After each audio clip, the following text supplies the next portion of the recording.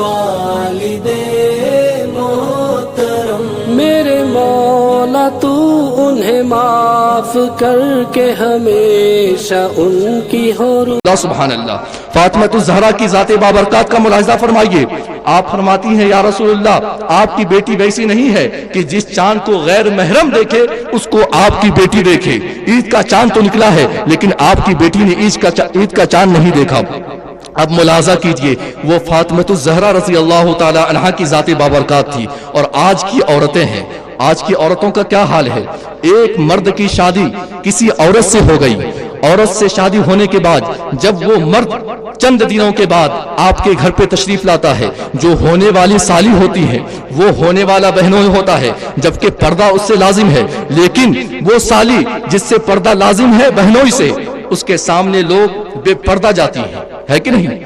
جو کنیز فاطمہ ہے، جو مذہب اسلام کے ماننے والے ہیں، جان کر رکھیے آج تو یہ رواج یہ ہو گیا ہے کہ انسان یہ کہتا ہے کہ جو ہونے والا بہنوئی ہے وہ اس میں انسان کا حصہ ہے، یعنی ہونے والی سالی جو ہے ان کا حصہ ہے۔ اللہ اکبر، ایسا ہو سکتا ہے؟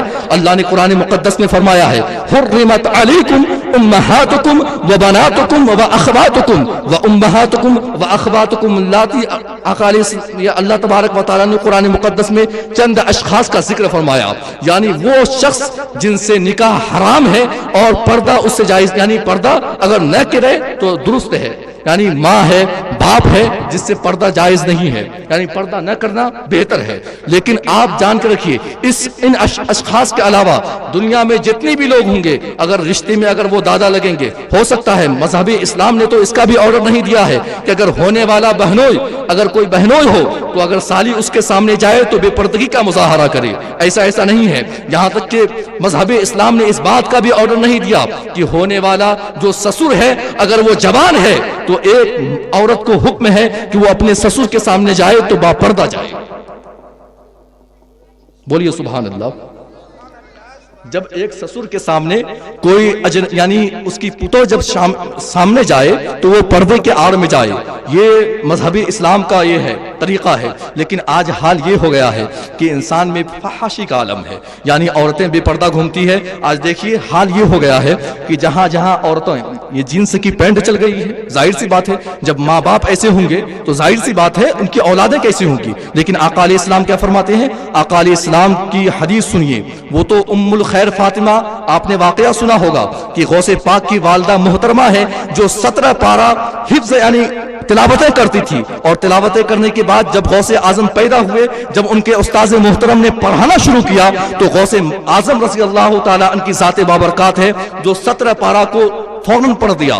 تو استاذ محترم کہنے لگے بیٹا تو ابھی بسم اللہ خانے کے لیے آیا تھا۔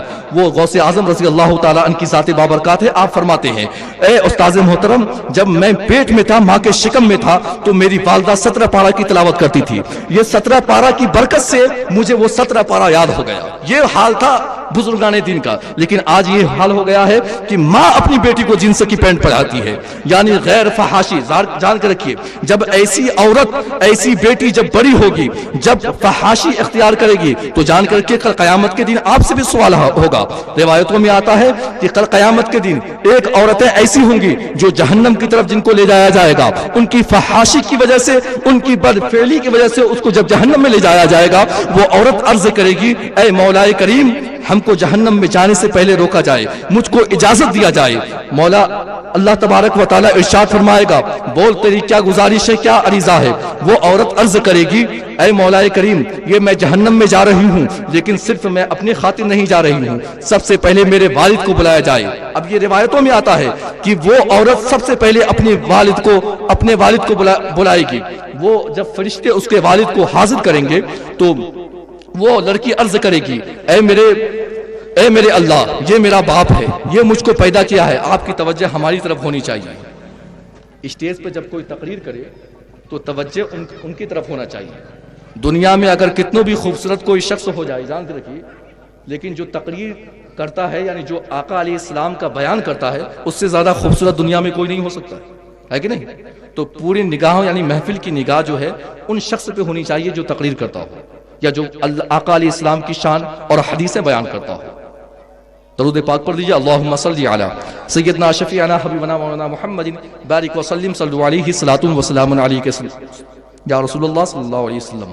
وہ حدیث آیت آتا ہے روایتوں میں, وہ لڑکی عرض کرے گی یہ میرا باپ ہے, مجھ کو پیدا کیا ہے, میری پرورش کی ہے, یہ میں لپسٹک لگاتی رہی, جینس کی پینٹ پہنتی رہی, لیکن وہ ناجائز تھا, اسلام میں یہ طریقہ رائج نہیں تھا. یہ کبھی نہیں کہا, یہ جانتا تھا, یہ مجھ کو پیدا کیا تھا, یہ جانتا تھا کہ جینس کی پینٹ اسلام میں لڑکیوں کو پہنانا جائز نہیں, کیونکہ آقا نے فرما دیا کہ قیامت کی نشانیوں میں آخری نشانی یہ بھی ہے کہ مردوں کے لباس کو عورتیں پہنیں گی اور عورتوں کے لباس کو مرد پہنیں گے. آقا علیہ السلام کی روایتوں میں آتا ہے کہ وہ لڑکی عرض کرے کہ یہ میرا باپ ہے, جینس کی پینٹ میں پہنتی تھی لیکن میرے باپ نے کبھی مجھ کو روکا نہیں.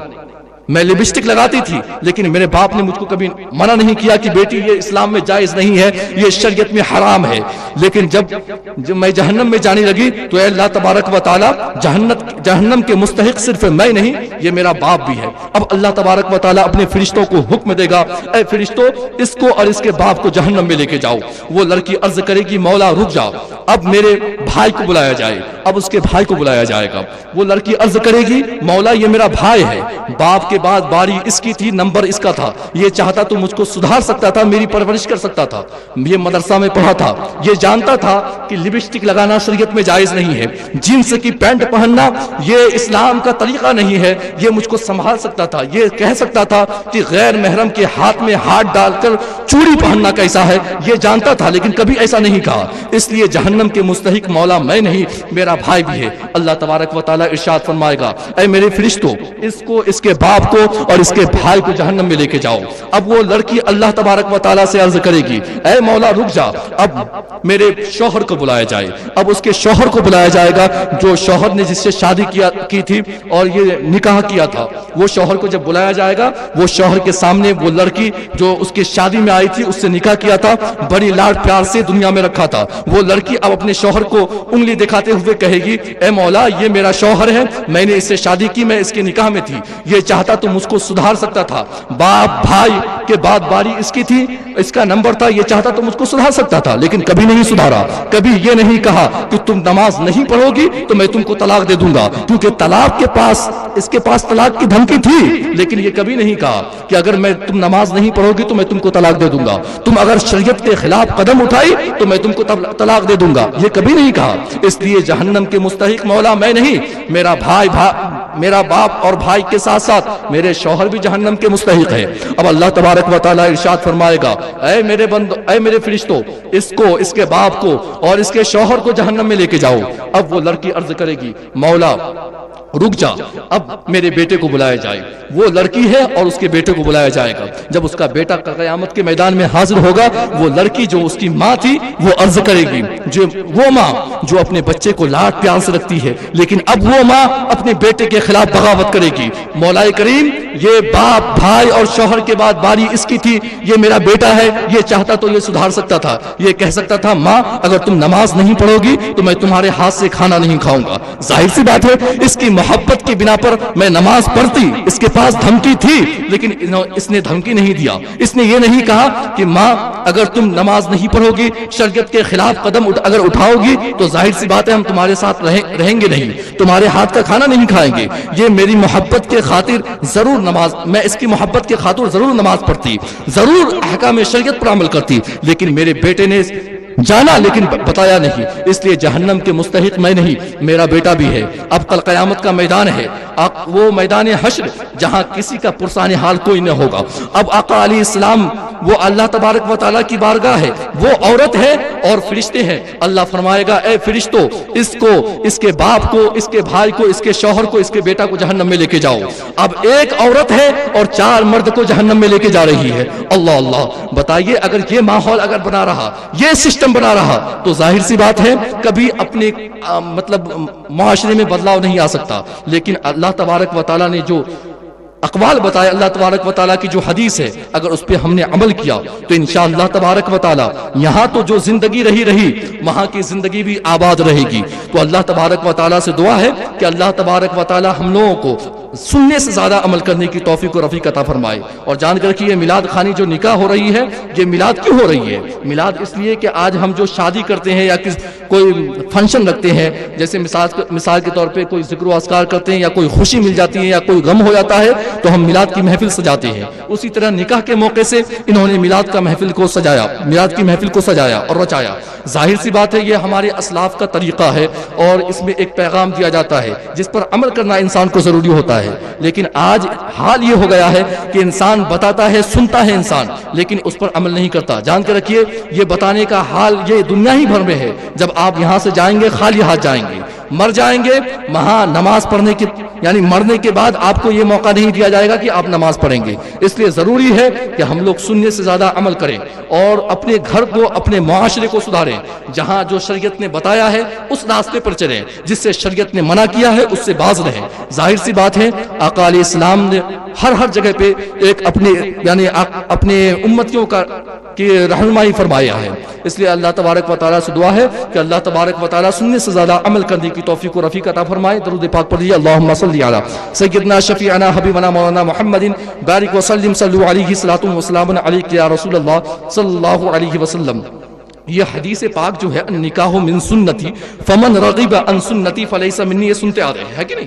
نکاح میری سنت ہے، جس نے اس سے اعراض کیا وہ مجھ میں سے نہیں ہے. آپ بتائیے نکاح صرف تو سنت ہے، کیا نماز پڑھنا فرض ہے نکاح سے بڑھ کر ہے کہ نہیں؟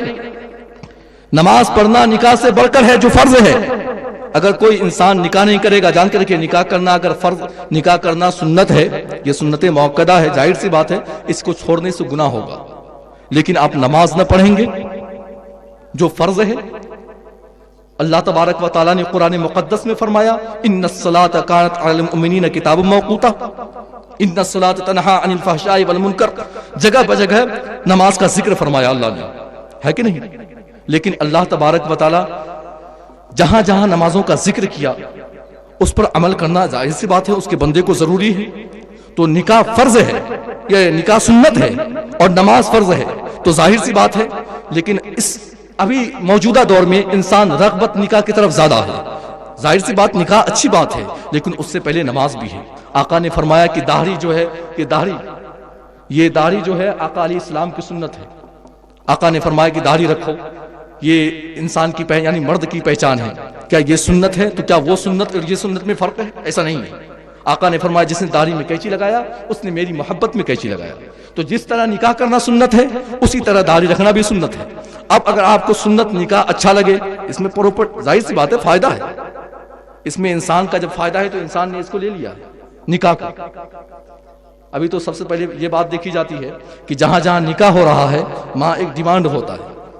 دیکھیے الحق مرون، ظاہر سی بات ہے حق بات انسان کو کہنی چاہیے، ہے نا. آقا نے فرمایا من سلم المسلمون من لسانی و یدی، یعنی مسلمان وہ شخص ہے جس کی زبان اور ہاتھ سے دوسرے مسلمان بھائی محفوظ رہے، ہے کہ نہیں؟ مسلمان وہ شخص ہے جس کی زبان اور ہاتھ سے دوسرے مسلمان بھائی محفوظ رہے. اور جہاں جہاں ڈیمانڈ ہو رہا ہے، شادی ہو رہی ہے، تو ظاہر سی بات ہے ہم لڑکے والے ہیں، آپ لڑکی والے ہیں. اگر 1,05,000 روپیہ نہیں دیے تو آپ کی بیٹی سے ہم شادی نہیں کریں گے. یہ کون سا طریقہ ہے؟ کیا یہ زبان سے ایذا پہنچانا نہیں ہوا؟ سرکار نے فرمایا من سلم المسلمون من لسانی و یدی، کہ مسلمان وہ شخص ہے جس کی زبان اور ہاتھ سے دوسرے مسلمان بھائی